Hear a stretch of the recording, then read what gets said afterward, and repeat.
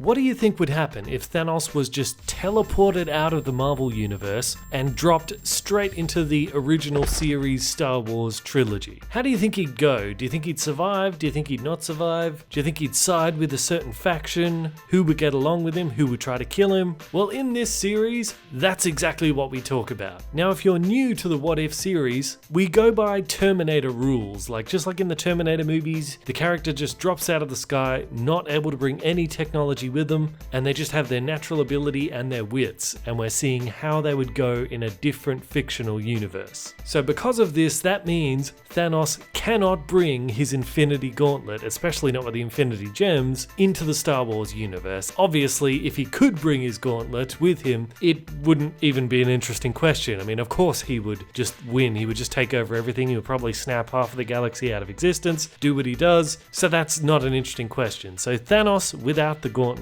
how would he go? Well, first we need to figure out whether we're talking about Thanos from the movies or Thanos from the comics. I'm going to be going off the movie Thanos, because if we delve into the comics, we're going to be here for like 10 hours, and we still won't know all of it. But the movie, yeah, that's manageable. But Thanos, being a Titan, he's the last surviving member of a race that was kind of comparable to that of Thor, where they have super strength, reflexes, agility, and they're virtually invulnerable. Thanos also has some telepathic ability in the comics, and we see this reflected in the movies.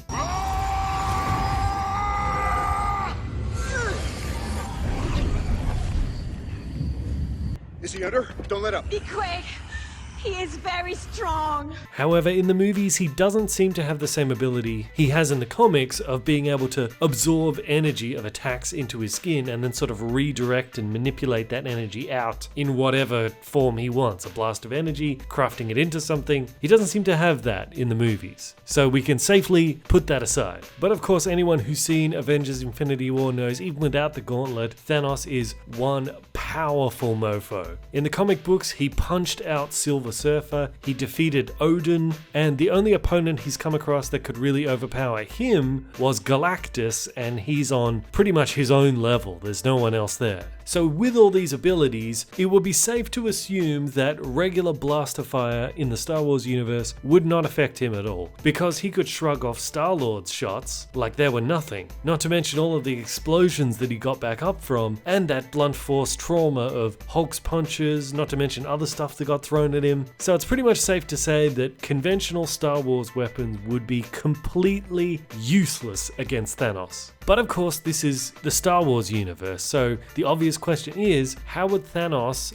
go against a lightsaber? Would it be able to slice him in two, just like it does anyone else? Or would it just bounce off him like all the other weapons? Well, it's my belief that a lightsaber would indeed damage him and could even be deadly, because there is a limit to his invulnerability. Thor's axe split his chest like a watermelon. Now granted, that was one hell of an axe. You had to be a literal demigod in order to wield it, but it shows he can be killed by weaponry. He's not invincible. And much more importantly, we saw Stark, even without a lightsaber or without Thor's hammer or anything, did manage to draw blood from Thanos.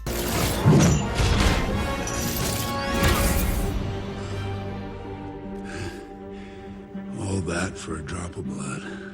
Granted, that was after like 10 minutes of everybody there on Titan just wailing on him, but it shows that his invulnerability has a limit. You can just beat him until he starts bleeding, so then presumably you could just keep beating him until he dies. So if Thor's axe can split open his chest, and one of Iron Man's boosted punches can draw blood from his face, where would the lightsaber be on this scale? Well, a lightsaber would certainly be more powerful than just a sort of rocket punch thing that Stark has, but I don't think a lightsaber would be on the same level as Stormbreaker. I mean, that thing, as we've said, that was a super weapon. So lightsabers would probably kind of be in the middle. They would cut him, maybe even cut him deeply, but they wouldn't be able to like chop off arms like they would with other people, and they wouldn't be able to like stab straight through him, but they would be able to do significant damage. So you can forget about that move of his where he grabs the sword by the blade and then snaps snaps it. Wouldn't be able to do that with a lightsaber. He'd probably like slice his hand up really bad. So this would mean that if you trained up a whole bunch of people on how to use lightsabers and had them all attack him at once, they could probably wear him down like with a death of 1,000 cuts. Granted, he'd be running around squashing people like bugs at the same time, but in theory, if there's enough of them, they could like slice him to ribbons. But lightsabers, that's only half of what he'd be up against in the Star Wars universe. The main bulk of what he's got to worry about is the Force users, both the Jedi and the Sith. How would Thanos fare against them? Well, Thanos in the comics, as well as we see a bit in the movies, he does have telepathic abilities. So this means he would be immune from Jedi mind tricks. I mean, in the Star Wars universe, if you have a strong enough mind, even if you're not a Force user, you can resist mind tricks. I certainly think Thanos would meet that category. But having some telepathic abilities would mean he could probably also resist any kind of mental manipulation that Palpatine might try to do. But what about Palpatine's lightning? His textbook dark lightning. Well, if this was the Thanos from the comics, he'd be able to absorb it into his skin and redirect it and fire it back out at Palpatine again, but he doesn't seem to do that in the movies. So could he withstand this? Yeah, I'd say he could. It seems to be, the point of it is that it hurts you and it has a paralysis sort of effect on you. And of course, Palpatine can scale it up and down to whatever level he wants, depending on how much pain he wants to inflict or whether he wants to just kill you outright with it. But with Thanos' toughness, I just don't think it would affect him. With all the punishment that we've seen him take on Titan, and it only succeeded in drawing one drop of blood, I just don't think Palpatine's lightning would be that damaging, not to Thanos anyway. But that's only one Force ability in the wide spectrum. What about the good old-fashioned Force push, just telekinetically just blasting things around? We do see Thanos resist Scarlet Witch's version of that Force push, but he's doing that with the power of the gauntlet, not with any of his natural abilities, and he doesn't have the gauntlet in this scenario. So we don't get to see how he would hold his ground against Scarlet Witch's abilities without that, and we never get to see like Black Panther hit him with that purple blast of like kinetic energy. That would have been a good comparison as well. So it's kind of hard to know how Thanos would fare against the Force push, except for one moment in the movie that gives us a clue. Right before Thanos hits him with his axe, he is hit with a blast of Thor's lightning. And as you can see, it does indeed push him back. He is not able to stand his ground against it like he does with other attacks that just bounce off him. He just eats them. So this is probably the closest example in the movie we can get to him facing a Star Wars style like push. And he is indeed vulnerable to it.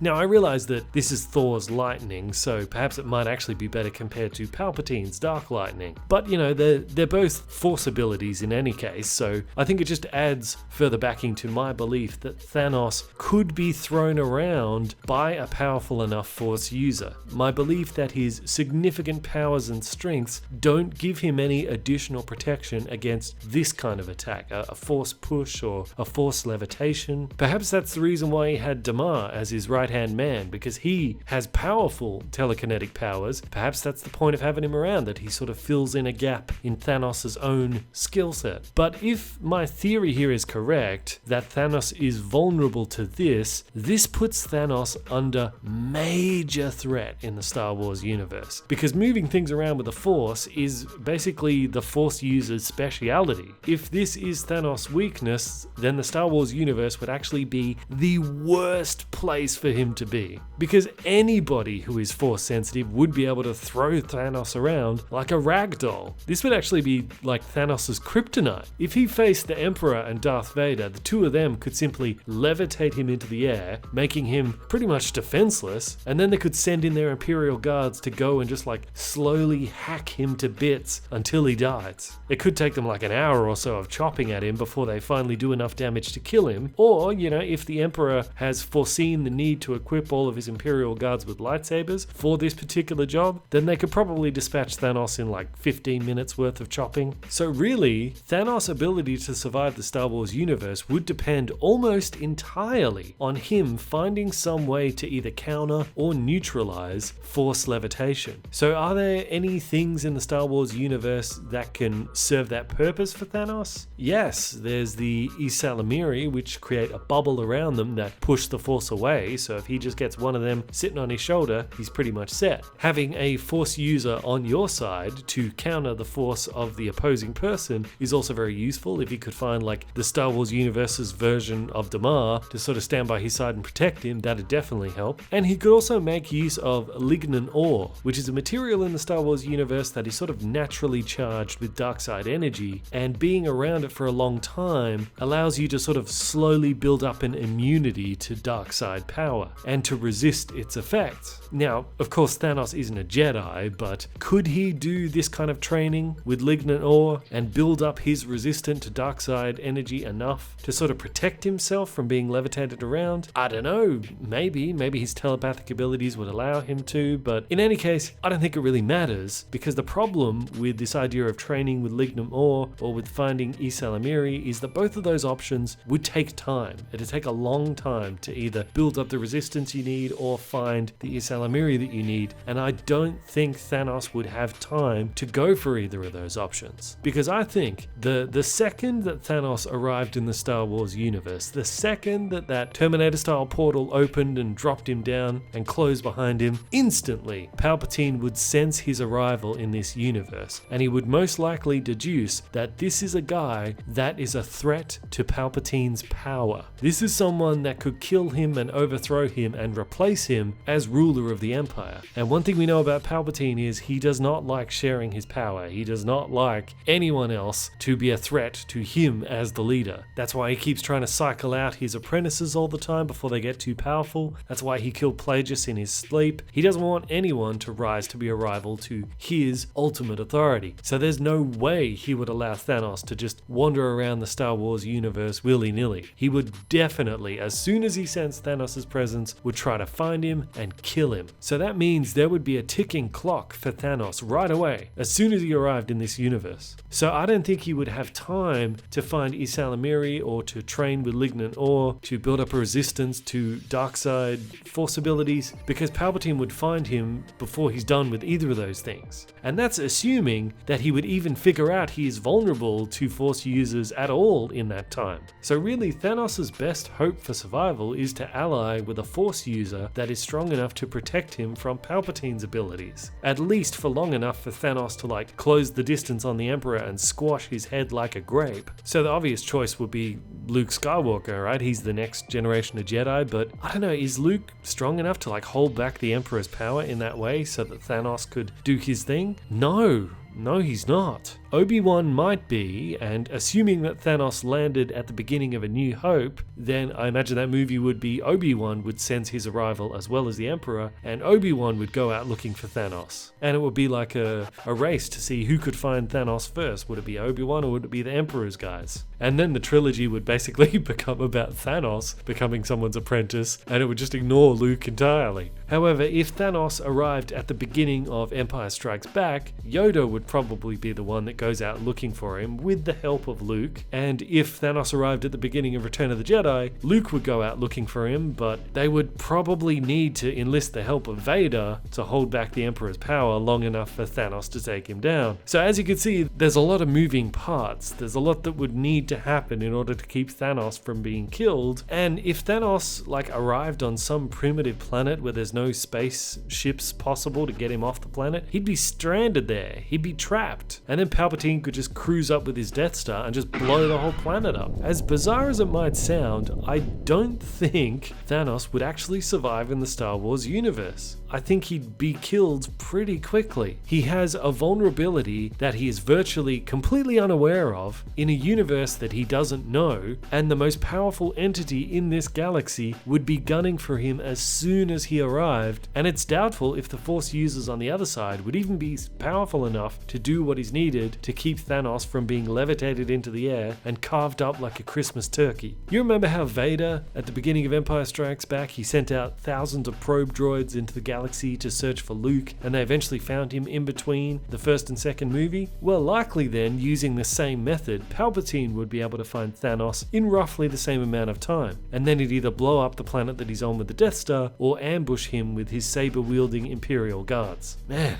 Who would have thought that Thanos, the mad titan, one of the most devastating villains in the Marvel universe, that he could be taken out so easily in the Star Wars universe just because of this one weakness that he doesn't seem to have any way of countering, and he wouldn't be able to figure out a way of countering it in the time that he needs. He would be dead. I mean, I did not expect that when I first came up with this idea of doing Thanos in Star Wars. I thought it's not even a difficult question. I thought, of course, Thanos is going to beat everyone in Star Wars. But when you really break it down, I actually don't think he would. I think Palpatine would take him out, probably within the space of one movie. Well, guys, of course, there's no way of knowing this for sure. This is just my speculation, but let me know in the comment section what you think. Do you think I'm right in my assessment? Do you think I'm right that his weakness to levitation and his inability to counter that would be his downfall in Star Wars, and that we'd be able to kill him with lightsabers? Do you think that's possible? Let me know in the comment section what you think, and if you have any ideas for any future what-ifs like this, let me know, because I do want to make this into a series. I am Bandit, this is Bandit Incorporated. Until next time, I will see you guys in the comments.